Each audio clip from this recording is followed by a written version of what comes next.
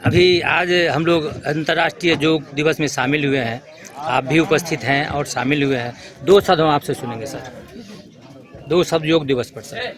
आज अंतर्राष्ट्रीय योग दिवस के अवसर पर जयनगर में एक बड़ा आयोजन और व्यवस्थित आयोजन यहाँ के आर्य कुमार पुस्तकालय के द्वारा किया गया और भी संस्थाएं उसमें अपना योगदान कर रही थी और योग गुरु के रूप में शंभू जी, राजीव जी ने हम सब लोगों को 1.5 घंटे तक योगा और प्राणायाम कराया है और ये साबित करता है कि आज से 11 वर्ष पहले, चूँकि यह 11वां अंतर्राष्ट्रीय योग दिवस है, संपूर्ण दुनिया में हमारे भारतीय योग की मान्यता प्राप्त हो गई है और संपूर्ण दुनिया ने इसको स्वीकारा है कि जीवन पद्धति को अगर सुधारना है, अपने स्वास्थ्य को अगर ठीक रखना है,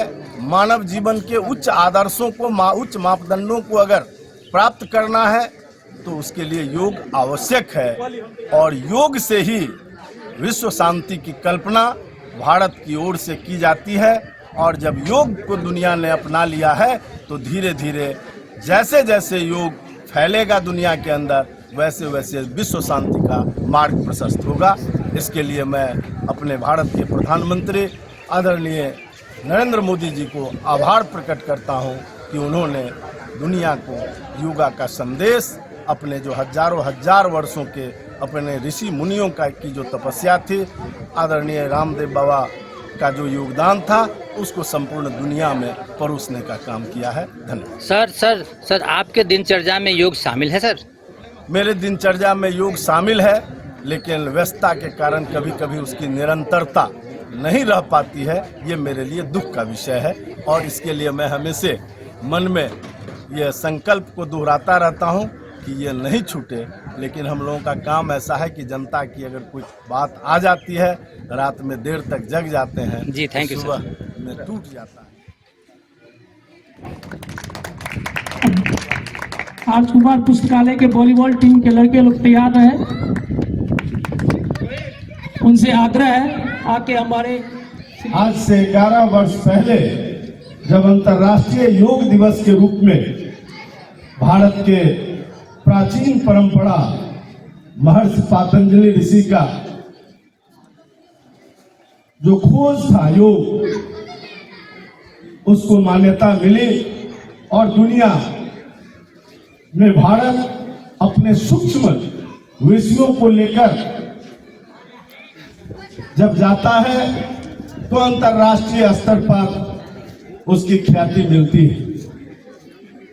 भारत कम साधन में अपने ज्ञान और विज्ञान के बल पर दुनिया में आज प्रतिष्ठा अर्जित किया है।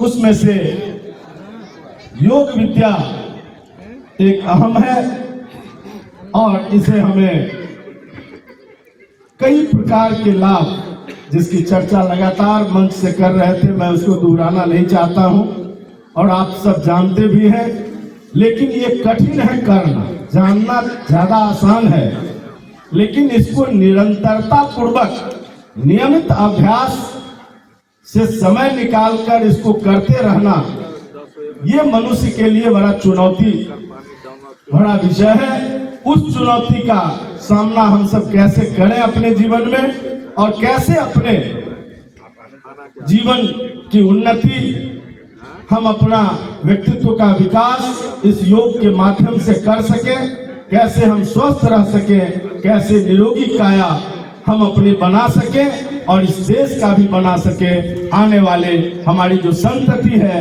उसको रोग मुक्त हम कैसे ये भारत दे सके, ये एक बड़ी चुनौती है और इसी चुनौती को आज स्वीकार करने की जरूरत है। योग दिवस के अवसर पर हमें संकल्पित होना है कि इस योग को आगे बढ़ाकर हमें, अभी तो हमने दुनिया तक ले गया है, लेकिन भारत के जन जन तक इसको हम पहुंचाकर भारत को रोग मुक्त भारत बनाएंगे, निरोगी भारत बनाएंगे। इन्हीं बातों के साथ आप सब आए हुए सभी महानुभावों का हृदय से आभार प्रकट करते हुए मंच पर उपस्थित सभी अतिथियों का स्वागत करते हुए अपनी वाणी को विराम देता हूं। बहुत बहुत धन्यवाद।